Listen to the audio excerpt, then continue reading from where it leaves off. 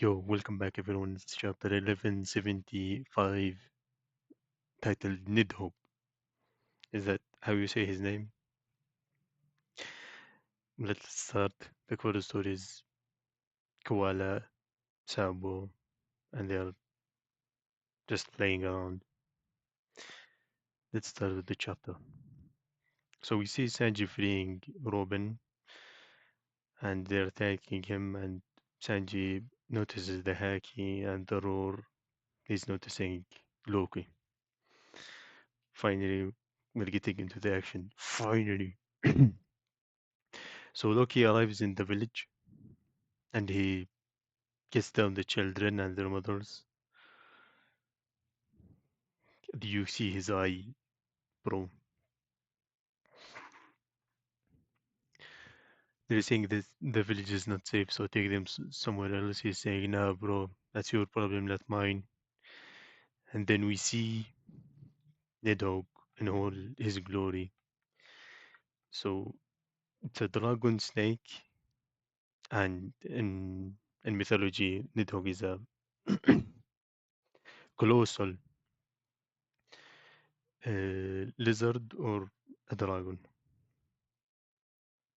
So the nightmare creatures are scared of him, like they're looking up, and the color is pitch black,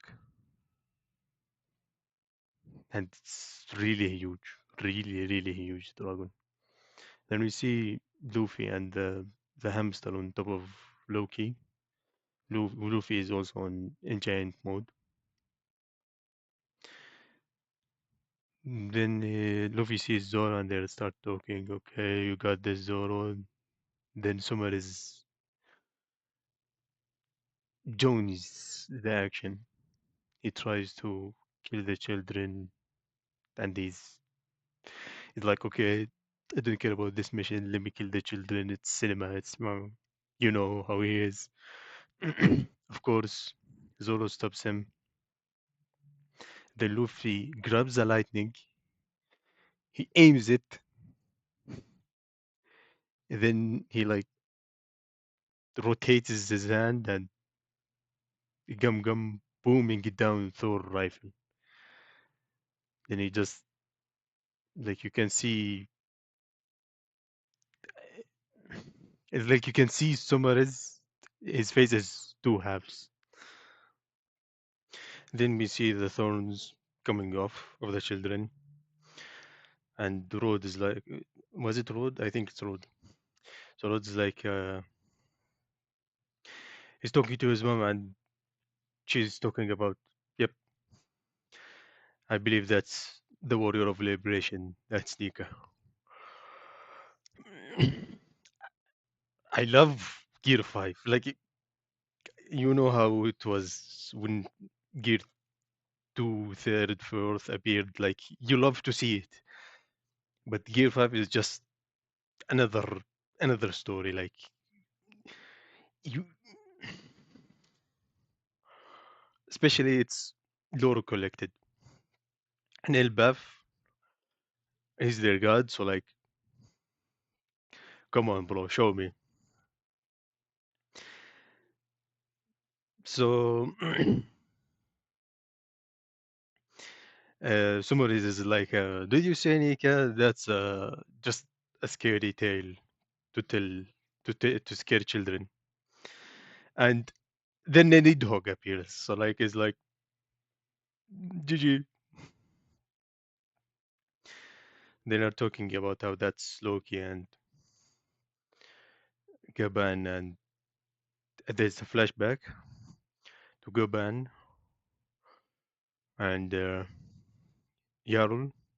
They're talking about the devil fruit and how it was forbidden to be eaten and how it was protected. And it was because the hamster. Also, the size of the devil fruit is relative to the size of the user who ate it. So that's why he's like extremely huge, colossal indeed. Like,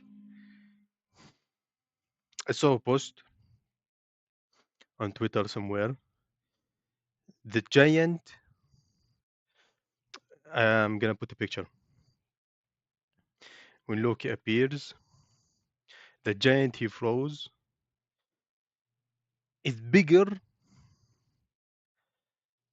than Marineford. So compare that size to the size of Loki. He's really a giant. He's huge, huge. Okay, so they're talking about in Elbaf there is a legend about a god of war who fought with Ragnir, the hammer. It is said that he took the form of a giant dragon and he looked horns with the sun god. So maybe they fought together, but like that could be just friendship. He was accompanied by a loyal partner, the ice squirrel Ratatoskr. But then the squirrel merged with the hammer.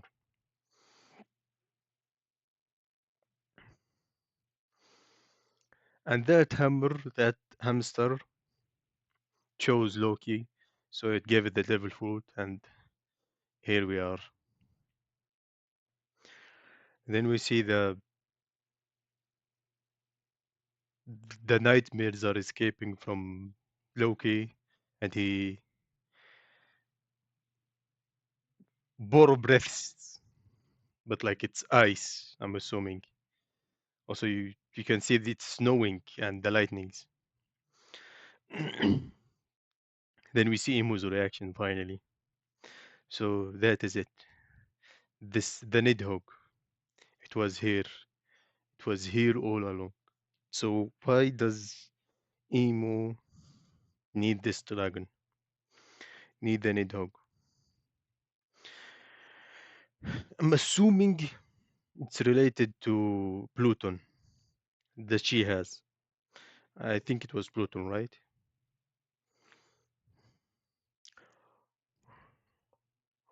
Uranus and then Wano.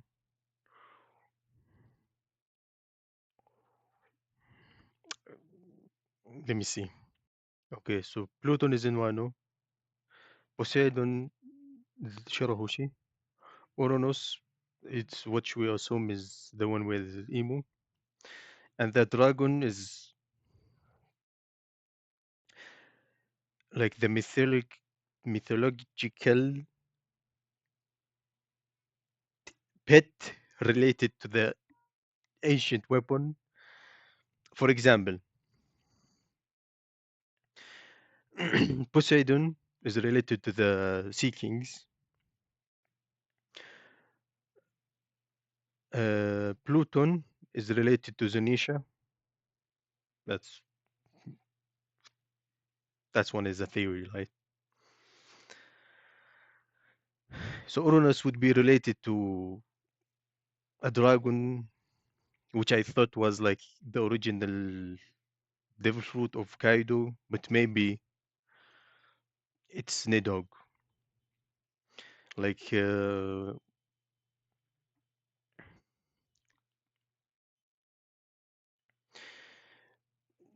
so they're not just related; they complete each other. Okay, that's the theory. Just like I'm assuming. Okay, so they complete each other.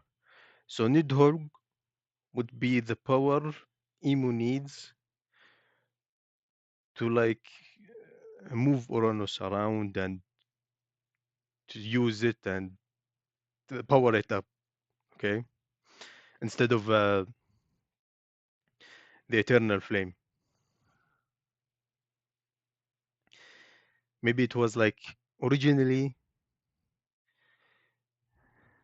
originally it was like only Nidhogg can do it, but then someone created the eternal flame, the mother flame. So that's how everyone was able to possess this weapon. That's how Im was using it. But then you kind of like people fought over it and like the control over it, and so something happened in the history. about that. Well, that's the chapter. Let's see what Imo does. Let's see what Nika can do. I like where this is going. All right, see you guys.